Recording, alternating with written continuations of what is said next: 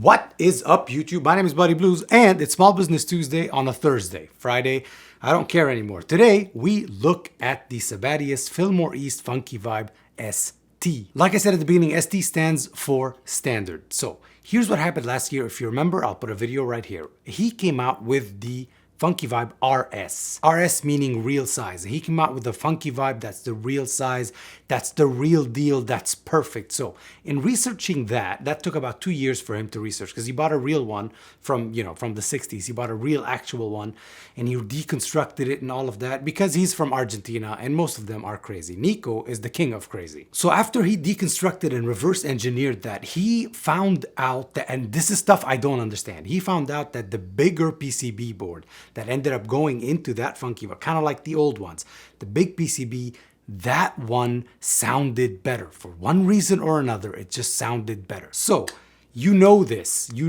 because I've shown you several of these on the channel. He took that big PCB, it fills the whole thing on the inside. He took that big PCB and he put it in this one, in this size, I mean. So that's one of the upgrades, if you will, that this has got. Another upgrade, I never saw it as a problem, but I guess some people complained, or I don't know. It now has a DC in, so it takes 18 volts, 200 milliamps minimum, but it takes 18 volts, you know, your regular pedal thing, but 18 volts. And the other one came with, here, I'll show you a little video. The other one came with an attached power cord in it, which honestly I never had a problem with, because here's my philosophy on these things, on pedals and stuff like that. If it's worth it, if the sound is worth it, the quality, all of that, if that's worth it, you'll make space for it on the, you accommodate it rather than it accommodate you. This is my theory. I mean, like this guy, the Klon. It's a huge, cumbersome pedal, but people find space for it on the board. I found space for it on, I just showed you, for my Funky Vibe Maui. I found space for it on my very, very compact small pedal board. It wasn't an issue. Anyway, now you get this. I guess this is more universal and people are gonna be more happy. Input, output, foot control. He sells the expression pedals himself. They're very important that you buy the ones that belong to this, because if something, click it, something, if you turn it on with it, not, it's a whole thing. I don't know. I don't understand that stuff. The front is still the same, just like the other Funky Vibes. You've got a volume, chorus, vibrato switch, the rocker switch thing, intensity, speed, a fuse that you should never touch, but he sends you fuses in case yours blows up for some reason, in case you blow it up, because mine I've had for 5 years, it's never had an issue. An on-off switch, a cancel button to cancel out the modulation, but keep the preamp of this thing, which sounds lovely, and then true bypass to turn it on and off. Enough talking. This is the Fillmore East model. He makes a 1969 and he makes a 1968 as well. I have the 68 in the tiny vibe, you know, format, the small format. I have the real size one, the big with the big boy.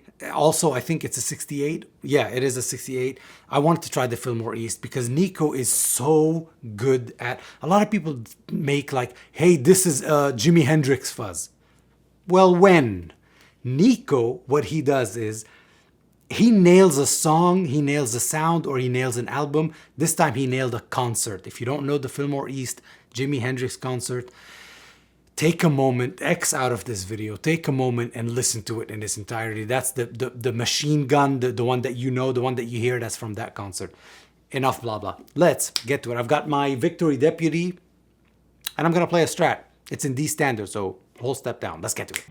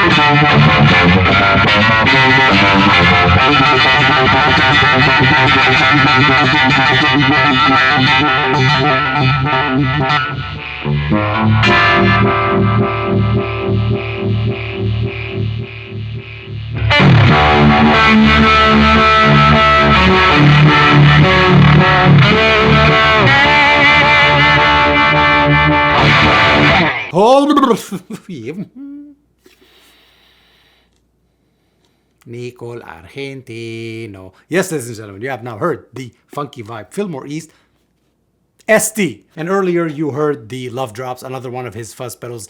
Remarkable stuff, man. I had the fuzz after the Univibe. Oh my God, Buddy Blues, that's illegal. The Argentinian police is gonna come and pick you up. It's not illegal because A, I do whatever I want. B, you do whatever you want. C, he has a button here, a knob called the wah-wah trick, like an input impedance thing. So you can put a wah before it, you can put a buffer before this. All you have to do is move this knob a little bit, adjust it until it goes away. It's a brilliant thing, this. It's very different from my 68. It's very, very, very different from my 68. It's different from my tiny Vibe. It's different from my big, the real size, the RS. It's different from that. I love this one. It's got that sound, and it's different from my Maui as well. By the way, the Maui's on my board. That's never leaving. That's never leaving. This is gonna find a place on a new board. It's just, this one is so chewy, it's so throbby, and I really, really like, that's my favorite type of Univibe, the really throbby ones.